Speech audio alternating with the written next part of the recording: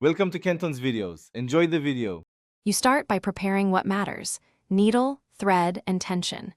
Use a sharp, correctly sized needle for your fabric and trim the thread to a clean 45 degrees angle so it feeds smoothly. Raise the presser foot now. That disengages the tension discs and makes threading easier. Place the spool on the pin and secure the cap so the thread pulls evenly. Once done, pull about 18-24 inches of thread toward the front. This gives you slack to follow the path without tugging the spool. You follow the machine's path methodically. Route the thread through each numbered guide and into the tension discs. This ensures consistent stitch formation. Then pull the thread up into the take-up lever so it moves with the needle. This is why stitches form correctly. Bring the line down to the needle bar and position the thread directly over the needle eye. If your fingers struggle, use a needle threader.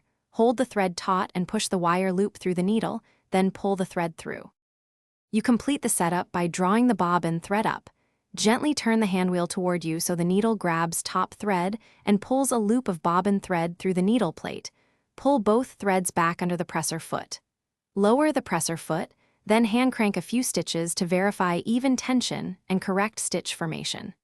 If you see skipped stitches or thread bunching, reseat the needle and rethread both top and bobbin. Often a misaligned needle or a